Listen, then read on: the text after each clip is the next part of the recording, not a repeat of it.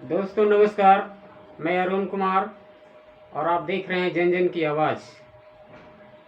दोस्तों, जीडीपी का आज विस्तार पूर्वक समझाने की कोशिश कर रहा हूं। जीडीपी सकल घरेलू उत्पाद, जीडीपी या सकल घरेलू आय, जीडीआई, एक अर्थव्यवस्था के आर्थिक प्रदर्शन का एक बुनियादी माप है। यह एक वर्ष में एक राष्ट्र की सीमा के भीतर सभी अंतिम माल और सेवाओं का बाजार मूल्य है। जीडीपी सकल घरेलू उत्पाद को 3 प्रकार से परिभाषित किया जा सकता है, जिनमें से सभी अवधारणात्मक रूप से समान हैं। पहला, यह एक निश्चित समय अवधि में, आमतौर पर 365 दिन का एक वर्ष, एक देश के भीतर उत्पादित सभी अंतिम माल और सेवाओं के लिए किए गए कुल व्यय के बराबर होता है।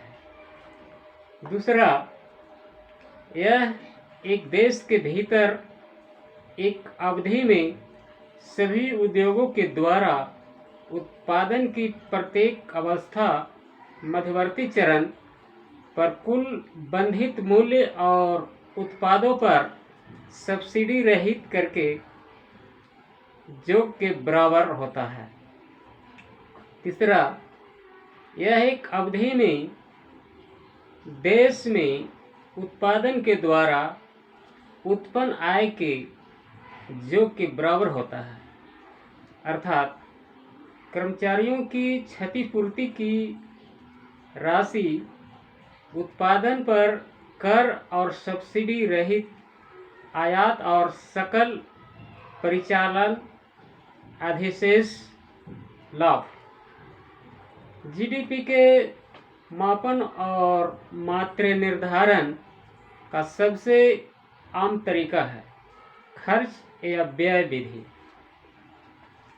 जीडीपी बराबर उपभोग प्लस सकल निवेश प्लस सरकारी खर्च प्लस निर्यात माइनस आयात, या जीडीपी बराबर होता है C plus I plus G plus X minus M।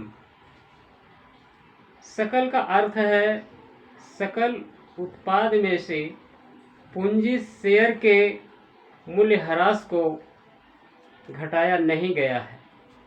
यदि शुद्ध निवेश, जो सकल निवेश माइनस मूल्य ह्रास है, को उपयुक्त समीकरण में सकल निवेश के स्थान पर लगाया जाए तो शुद्ध घरेलू उत्पाद का सूत्र प्राप्त होता है। इस समीकरण में उपभोग और निवेश अंतिम माल और सेवाओं पर किए जाने वाले व्यय है। समीकरण का निर्यात, आयात वाला भाग, जो अक्सर शुद्ध निर्यात कहलाता है, घरेलू रूप से उत्पादन नहीं होने वाले व्यय के भाग को घटाकर आयात और इसे फिर से घरेलू क्षेत्र में जोड़कर निर्यात समायोजित करता है। अर्थशास्त्री कीनेस के बाद से सामान्य उपभोग के पद को 2 भागों में बांटना पसंद करते हैं, निजी उपभोग और सार्वजनिक क्षेत्र का खर्च। सैद्धांतिक माइक्रोइकोनॉमिक्स में कुल उपभोग को इस प्रकार से विभाजित करने के 2 फायदे हैं। निजी उपभोग कल्याणकारी अर्थशास्त्र का एक केंद्रीय मुद्दा है।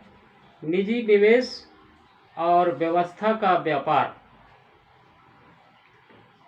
वाला भाग अंततः मुख्य धारा आर्थिक मॉडल में दीर्घकालीन निजी उपभोग में वृद्धि को निर्देशित करते हैं। यदि अंतर्गत निजी उपभोग से अलग कर दिया जाए तो सरकारी उपभोग को बहिर्गत माना जा सकता है, जिससे सरकारी व्यय के विभिन्न स्तर का अर्थपूर्ण व्यापक आर्थिक खर्च आर्थिक ढांचे के भीतर माने जा सकते हैं। धन्यवाद।